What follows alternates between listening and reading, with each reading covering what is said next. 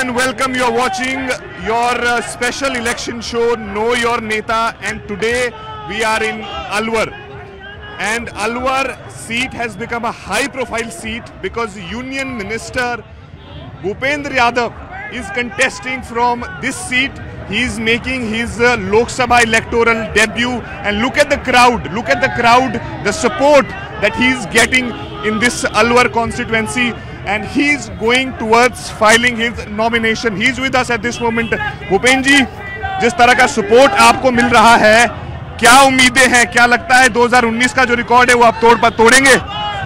सारे रिकॉर्ड टूटने वाले हैं इस चुनाव में। अलवर ही नहीं, अलवर से बाहर भी पूरे देश के रिकॉर्ड जो है वो टूटने वाले हैं। एक चीज ये बताइए भूपेंद्र जी कि अलवर ही क्यों चुना आपने? आपके पास और भी ऑप्शंस थे, अलवर ही क्यों आप आए चुनाव लड़ने? मेरे पार्टी का निर्णय है, पार्टी के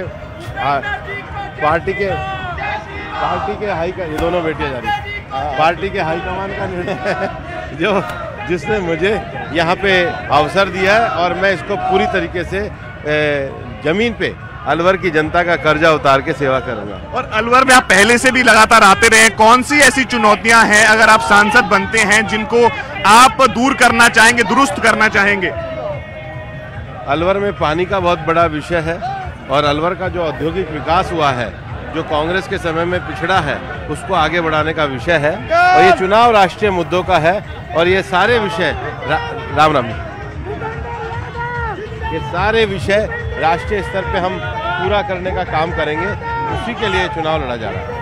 भूपेंद्र जी, इस आपकी लोकसभा में 8 विधानसभाएं हैं, जिसमें से 5 पर कांग्रेस का कब्जा है, तो मुश्किल मानते हैं इस चुनौती को? और आपके अगेंस्ट जो कैंडिडेट है वो सिटिंग विधायक हैं, और यहाँ पर 8 में से 5 सीटें कांग्रेस की हैं। कितनी चुनौती आप इसको मानते हैं?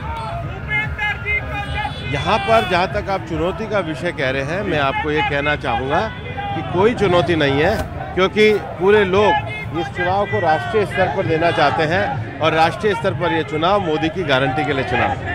अच्छा, तो आप कोई चुनौती नहीं मानते? और हालांकि इस लोकसभा सीट पे भाजपा 3 बार जीती है, वैसे कांग्रेस 8-10 बार जीती है। कांग्रेस का समय चला गया है, लोग जान गए हैं, कांग्रेस के झूठ को पहचान गए हैं। अब यहाँ पर पूरी तरीके से आपको ये भगवामय भाजपा कमल के निशान वाला जो दिख रहा है, यही अलवर की है। सपोर्ट आपको बहुत यहाँ मिल रहा है, लेकिन एक सवाल जो अपोजिशन उठा रहा है कांग्रेस के बाहरी का, क्या आप आउटसाइडर है, उसका कैसे उन्हें जवाब देंगे? उनकी बातों का कोई दम नहीं है। मेरा 40 साल का अलवर का जुड़ाव है। संसद में रहते हुए, राज्यसभा सांसद रहते हुए 193 से ज़्यादा कार्य मेरे कराए हुए हैं। मेरा और अलवर का बहुत सामाजिक पारिवारिक रिश्ता है, वो उनका झूठ है, लोग उसको स्वीकार नहीं कर रहे हैं। बाबा बालकनाथ यहाँ के पहले सांसद थे, वो विधायक हैं, कुछ लोग ये कह रहे हैं कि वो नाराज हैं, क्या आपसे संपर्क में है लगातार? नॉमिनेशन करवाने जा रहे हैं आपके साथ? हाँ। और ये जिन लोगों को जो ये भ्रम फैला रहे हैं कि भाजपा में यहाँ पर कुछ गुटबाजी है, उसको क्या मैसेज आप देना चाहेंगे?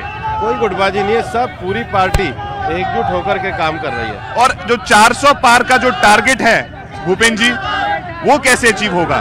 जो भाजपा एनडीए के लिए 400 का टारगेट है, एनडीए के 400 का टारगेट पूरा हर हालत में होगा, और उसके लिए पूरे तरीके से सब लोग मिलकर के काम करेंगे। और 25 सीटें हैं, आपने कितने ही चुनाव लड़वाए हैं, चाहे आप अलग अलग जिम्मेदारी में रहे हैं, महासचिव आप रहे पार्टी के, आपने महाराष्ट्र से लेकर बिहार से लेकर यूपी में चुनाव लड़ा, अब आप खुद चुनावी मैदान में हैं, तो राजस्थान से कितनी उम्मीदें हैं पार्टी को? 25 सीटों 25 सीटें हमारी आएंगी। तो क्या आप अब इस सीट को लेकर कहीं और भी प्रचार करने जाएं? किस तरह का आपका रोल रहेगा? पार्टी मेरे लिए तय करेगी, उस सारे काम को मेरे को करना है। बहुत बहुत धन्यवाद, बहुत बहुत धन्यवाद। तो that was Bhupendra Yadav speaking to CNN News 18 with camera person Ravindra Kumar, Arun Dhanta in Alwar.